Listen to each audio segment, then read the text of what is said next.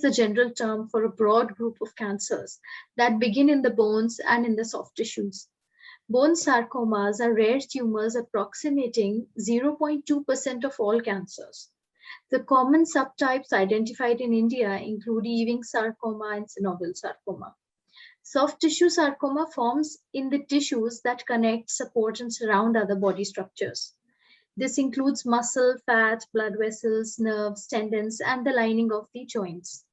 It has an average 2.1% frequency rate in males and 1.2% in females. As Sarcoma Awareness Day is observed every year on July 21st, we at Medicircle are conducting an exclusive series to raise awareness about this rare medical condition. Hi, this is Sana Khan, and today in this initiative, we're going to speak to Dr. Bhavin Visaria.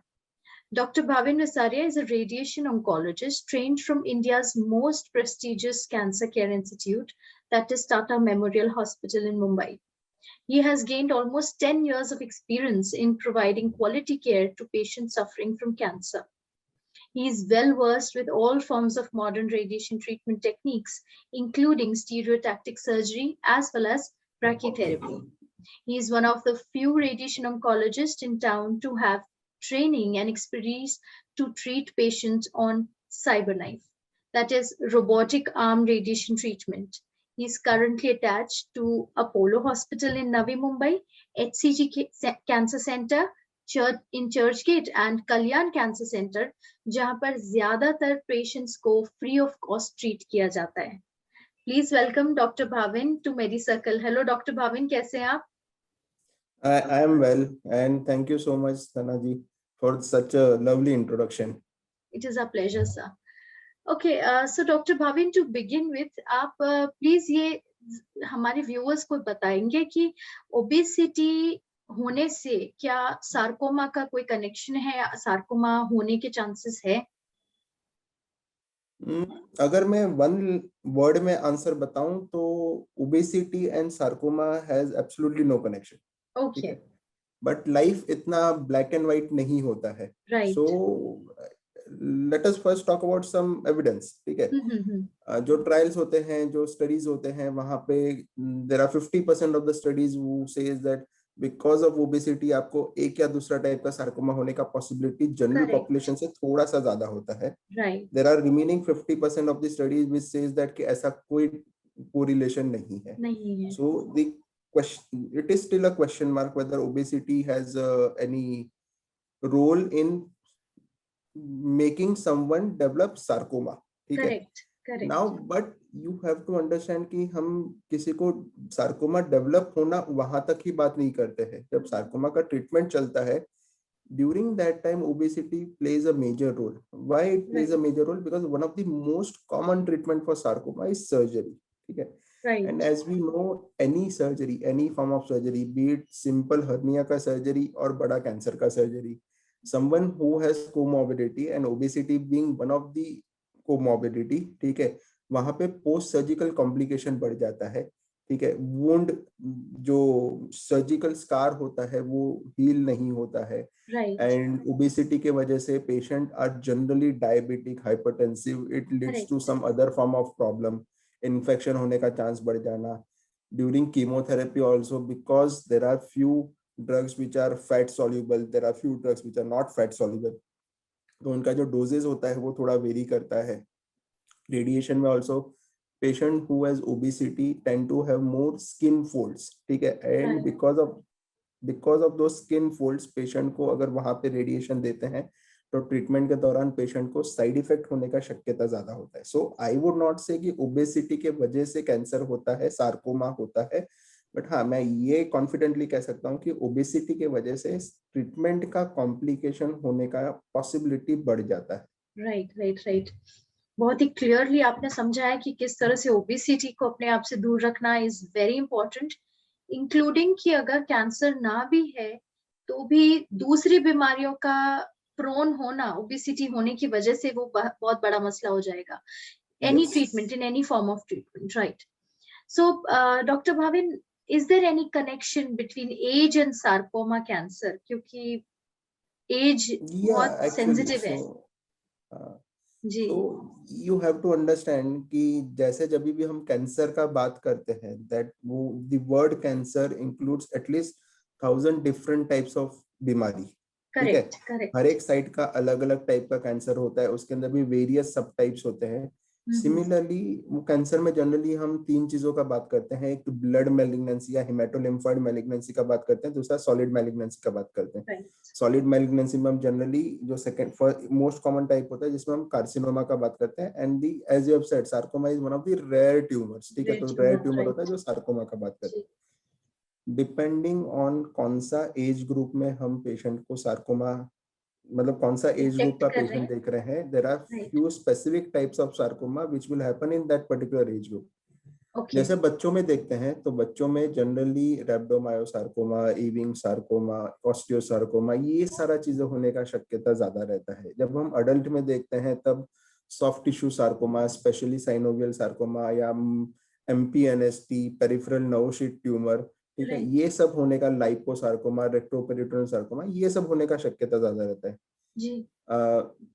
And because patient का as, जैसे मैंने कहा कि रेप्डोमायोसार्कोमा kids में होता है, ठीक है। जनरली जो टाइप का सार्कोमा हम बच्चों में देखते हैं, ठीक है, those are more sensitive towards treatment, ठीक है। उनका जो ट्रीटमेंट होता है it is primarily based on chemotherapy, ठीक है। अडल्ट सार्कोमा में जो हम देखते हैं they are little resistant to chemotherapy and radiation, तो वहां पे जो मेन टाइप ऑफ ट्रीटमेंट होता है वो सर्जरी होता है। सो यस, एज के हिसाब से सार्कोमा का टाइप भी डिफरेंट होता है, एंड एज के हिसाब से उनका जो ट्रीटमेंट होता है वो ट्रीटमेंट भी डिफरेंट होता है। करेक्ट। बट हाँ, एंड देन देयर आर सब very small subset of group जहां पे हम कहते हैं कि वो फैमिलियल कैंसर, मतलब आनुवांशिक बीमारी, जेनेटिक कैंसर, ठीक है। सो बहुत सारे ऐसे जेनेटिक सिंड्रोम्स होते हैं जहां पे सार्कोमा होने का पॉसिबिलिटी बढ़ जाता है, जो जनरली वो यंगर एज ग्रुप में होता है। जैसे रेटाइनोब्लास्टोमा एक ये आंख का कैंसर का बीमारी है, ठीक है। बट जिसको रेटाइनोब्लास्टोमा होता है उसको ऑस्टियोसार्कोमा होने का पॉसिबिलिटी बढ़ जाता है। या ली फ्राउमेनी सिंड्रोम, ये बॉडी के अंदर डीएनए में एक P53 करके जीन होता है, अगर वो जीन में डैमेज है उसकी वजह से ली फ्राउमेनी सिंड्रोम होने का शक्यता रहता है। उसके अंदर मल्टीपल टाइप्स ऑफ सार्कोमा होने का शक्यता रहता है। जो जनरली सार्कोमा, अगर मैं कहता हूँ soft tissue sarcoma, synovial sarcoma, adult में अगर एवरेज एज ग्रुप पकड़ के चलेंगे विच इज 50 ईयर्स, ठीक है, someone who has this syndromes, ठीक है, वहां पे ये 50 के बदले 35-40 ईयर्स में भी हो सकता है। Okay, so depending on the age group and depending on the other contributory factors, ठीक है, वी टेल आवर पेशेंट, ठीक है, या जो भी हाई रिस्क पॉपुलेशन है उनको हम कुछ चीजें एक्सप्लेन करते हैं, ठीक है, कि आपको ये साइंस एंड सिम्टम्स होंगे, then you come back and see us. The biggest problem with any type of cancer, be it sarcoma, in fact sarcoma में ज्यादा है, ठीक है, is there are no specific symptoms, ठीक है, वो पेन नहीं होता मोस्ट ऑफ द टाइम। जो गांठ होता है, ठीक है, जो ट्यूमर होता है वो पेनलेस होता है।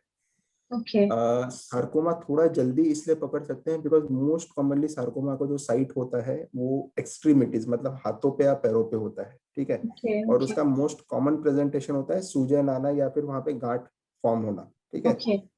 हाथों पैरों को हम एटलीस्ट जब स्नान करते हैं तब एग्जामिन नहीं करते लेकिन देख लेते हैं, अगर कहीं पे कुछ गांठ आ गया तो हमको समझ में आ जाता है, करेक्ट, ठीक है। तो ये कॉमन चीजें हैं जो हम पेशेंट को भी कहते हैं, एंड आई थिंक ये जनरल पॉपुलेशन को भी पता है कि शरीर में अगर कहीं पे गांठ आया है, ठीक है, वो ट्यूमर का चांस है, पॉसिबिलिटी कि वो कैंसर का गांठ ना हो, बट एटलीस्ट आप उसको इग्नोर मत करो, प्रूव करो कि कैंसर का गांठ नहीं है, ठीक है, और उसके बाद आप उसको छोड़ दो। बिकॉज द मोस्ट कॉमन, जो मैं जैसे कह रहा हूँ ना, एक्सट्रीमिटी में गांठ आता है तो सार्कोमा होने का शक्यता है। अगर मैं एक्सट्रीमिटी में, मतलब हाथ के ऊपर कोई मेरे पास सूजन लेके आया है या गांठ लेके आया है, अगर मैं 100 पेशेंट देखता हूँ, 100 में से 99 पेशेंट में वो नॉन कैंसरस होगा, बट एक पेशेंट में वो कैंसर यानी सार्कोमा हो सकता है। तो ये चीजें हैं जो थोड़ा सा हमें ध्यान रखना चाहिए। करेक्ट। सो इग्नोरेंस तो बिल्कुल इसमें कोई जगह ही नहीं है इग्नोर करने की, नहीं। चाहे वो छोटी से छोटी गांठ हो, डॉक्टर को कंसल्ट करना इमीडिएट जरूरी है, राइट। सो एक बार आपने डिसाइड कर लिया कि, अगर एक बार आपने प्रूव कर लिया कि अगर ये बीमारी नहीं है, कैंसर का बीमारी नहीं है जी, फिर अगर आप उसका कुछ ट्रीटमेंट नहीं करते या ट्रीटमेंट डिले करते हैं, it will not be detrimental to your life. But अगर आप कैंसर का बीमारी का ट्रीटमेंट को डिले करते हैं, वो अंदर वैसे बैठा नहीं रहेगा बोल के कि नहीं हम 6 महीने के बाद ग्रो करना चालू करेंगे, वैसा तो नहीं होगा, ठीक है। And by the because time you इसमें early diagnosis is very important, right? Any type of cancer, any type of cancer, early diagnosis is the key to success. Correct. Stage 1 cancer, the cure rate is as high as 95 to 98%. Wow. मतलब almost everyone is cured of disease, ठीक है। Similarly, a 4th stage cancer, ठीक है, which is the most advanced stage of the cancer, cure rate is less than 5%. And stage 1 से stage 4 पे जाने के लिए नॉट नेसेसरी लंबा टाइम लगे। कुछ पेशेंट में हमने देखा है कि 3 महीना 6 महीना, एंड जो फर्स्ट स्टेज का डिजीज था वो 4th स्टेज में आ गया। सच अ शॉर्ट टाइम, इतने कम टाइम में, right? There is a possibility. So doctor Bhavin, आपके हिसाब से सार्कोमा कैंसर लोगों में किस चीज से ट्रिगर करता है? What triggers it? एक तो हमने अभी डिस्कस कर लिया कि आनुवांशिक होता है, फैमिलियल होता है या जेनेटिक होता है, जो भी है वो जी, ठीक है। मोस्ट ऑफ द केसेस मैं ये ना, बहुत सारे पेशेंट आते हैं जो मुझे कहते हैं बीट सार्कोमा और सम अदर कैंसर की, सर हमको बीमारी क्यों हुआ, ठीक है। बहुत टाइम पे मैं कह सकता हूँ कि आपको ये एडिक्शन था, या आप टोबैको खाते थे, या फिर आप अल्कोहल लेते थे, उसके वजह से हो सकता है। Sarcoma has no such trigger factor कि आप स्मोकिंग करोगे तो आपको ज्यादा होगा, या फिर आप अल्कोहल लोगे तो ज्यादा होगा, ठीक है। But then also there are good chunk of patients जहाँ पे मैं कहता हूँ कि I have absolutely no idea कि आपको बीमारी क्यों हुआ, ठीक है। And I give this example to most of my patient. Cancer का बीमारी होना is like making a good biryani, ठीक है। अच्छा बिरयानी बनाने के लिए आपको जो चावल होता है वो एक पर्टिकुलर टेम्परेचर पे पकाना है, फिर उसके अंदर सारे मसाले डालने हैं, फिर उसको क्या बोलते हैं, उसको तड़का देना है, ठीक है। सब चीजें आप अच्छे से उसके एक पर्टिकुलर प्रोपोर्शन में करोगे तो आपका बिरयानी बहुत अच्छा होगा। अगर आपने नमक ज्यादा डाल दिया तो बिरयानी, बाकी सब चीजें अच्छा है लेकिन नमक ज्यादा डाल दिया तो बिरयानी खराब हो गया, या चावल आपने कम पकाया तो बिरयानी खराब हो गया। सिमिलरली हर एक टाइप के कैंसर के लिए, ठीक है, it's a there are multiple factors which will contribute for a particular patient to have a cancer. That factors could be what we call genetic, ठीक है, जो डीएनए में कहीं कोई रीजन की वजह से डैमेज होता है, जैसे टोबैको, अल्कोहल, ये कॉमन रीजन है डीएनए में डैमेज होने का, ठीक है। कोई पेशेंट्स होते हैं जो इनहेरेंटली उनको डीएनए डैमेज होने का चांसेस ज्यादा रहता है। And then there are epigenetic factors also, environmental influence, air pollution है, वाटर पोल्यूशन है, सॉइल पोल्यूशन है, वो हो सकता है। जैसे ये सार्कोमा में there is one of the commonest reason for someone developing sarcoma is a previous exposure to radiation. अभी के मॉडर्न टाइम्स में ये बहुत ही कम हो गया है, बट पहले ये होता था, पहले मतलब I would say in 1940s and 50s जब टीबी का प्रमाण इंडिया में बहुत ज्यादा था, राइट। हाँ, तो तभी बहुत सारे लोगों को रिपीटेड एक्सरे किया जाता था टू फाइंड आउट कि उनको टीबी है कि नहीं है, स्क्रीनिंग के लिए। तो that is also radiation exposure, correct, that could also be one of the contributory factor. या फिर कोई चाइल्डहुड कैंसर किसी को हुआ है, ठीक है, और उसको कहीं पे रेडिएशन लगा है, उसको फ्यूचर में जाके अगर वो जगह पे कैंसर होता है वापस, तो वो सार्कोमा होने का शक्यता ज्यादा है। स्पेसिफिकली एंजियो सार्कोमा नाम का एक जो सार्कोमा होता है, which is most commonly associated with previous radiation exposure, ठीक है। उसको छोड़ के there are certain chemicals, basically वो विनाइल केमिकल्स होते हैं, बेंजीन केमिकल्स होते हैं, जिसके वजह से ये सार्कोमा होने का शक्यता बढ़ जाता है। बट अगर आप कहते हैं कि कोई एक ऐसा स्ट्रॉन्ग फैक्टर बताइए जिसके वजह से सार्कोमा होता है, तो वो नहीं है स्ट्रॉन्ग फैक्टर। मैंने कहा ना कि वो बिरयानी बनाने जैसा है, हर एक छोटा छोटा 10 फैक्टर साथ में आएगा तब सार्कोमा होने के चांसेस हो जाते हैं, right. So doctor Bhavin, my last question would be कि सर्वाइवल रेट क्या है सार्कोमा के पेशेंट्स के लिए? What is the survival rate? क्योंकि इतना रेयर है कि मैंने ये ऑलरेडी आंसर कर दिया है. Correct, but you have to understand, if you come to me or anyone else, ठीक है, in Mumbai or elsewhere in India, or you go to best possible country with the best possible medical care system, go to USA, go to Europe, if you go there with a stage 4 disease, ठीक है, अगर मैं यहाँ पे कहता हूँ कि 5% chance है सर्वाइवल का, तो आई एम श्योर कि कहीं भी जाओगे वो 5% का 50% नहीं होने वाला, 5% का 6 हो सकता है, 7 हो सकता है. सो सर्वाइवल जितना जल्दी आप उसको पकड़ सकते हैं, उतना जल्दी उसका इलाज कर सकते हैं, उतना आपका सर्वाइवल अच्छा है. Stage 1 sarcoma, you don't require a very extensive treatment, ठीक है, only surgery for adult stage 1 sarcoma, most of the time only surgery is sufficient, ठीक है, and the cure rate is as high as 95%. Really? Go to stage 2, it reduces from 95% to approximately 80%, plus minus 5%. Go to stage 3, it reduces further to approximately 50 to 55%. And go to stage 4, it is less than 5%. There's मतलब वो भी less than 5% में इसलिए कहता हूँ क्योंकि miracle होते हैं, ठीक है.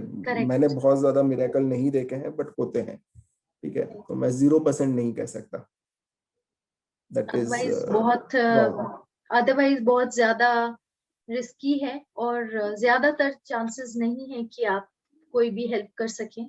सो पेशेंट्स को खुद को ही ये डायग्नोस करना होगा, डिटेक्ट करना होगा कि खुद के साथ क्या प्रॉब्लम है, और जल्द से जल्द डॉक्टर को दिखाएं, तो ही आप हेल्प कर सकते हैं. बट आप मैं जनरली ये 5-6 पॉइंट है जो सभी कैंसर पेशेंट के लिए लागू होते हैं, बिकॉज कैंसर का कोई एक स्पेसिफिक सिम्टम नहीं है. अगर आपको शरीर में कहीं पे भी गांठ हो, ठीक है, वो अच्छी चीज नहीं है. आप आपके डॉक्टर को जाके मिले. मैं ये नहीं कह रहा हूँ कि आप कैंसर के डॉक्टर को जाके मिले, आप आपके फैमिली डॉक्टर को भी जाके मिले, वो भी चलेगा, ठीक है. That is number 1.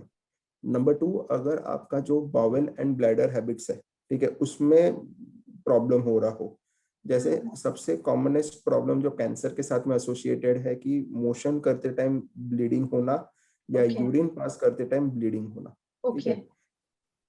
प्लीज आप जाके आपके डॉक्टर को मिलिए. मैं वही कह रहा हूँ कि ये सारा सिम्टम्स है, 90% चांस है कि ये नॉन कैंसर की वजह से हो, बट 10% चांस है कि इसमें कहीं ना कहीं पे कुछ ना कुछ प्रॉब्लम हो, ठीक है. सडन वेट लॉस है, आप डाइटिंग नहीं कर रहे हैं, आप खाना पीना अच्छा खा रहे हैं, फिर अचानक से वजन कम हो रहा है, नॉट गुड, ठीक है. आपको खांसी में से ब्लड आ रहा है, that is also not good.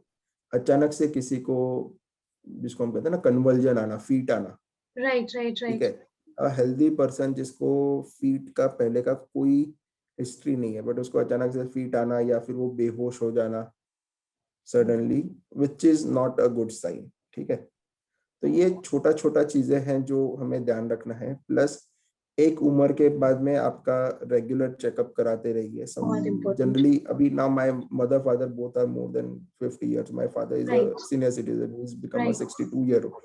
So every yearly they undergo certain set investigations. Okay?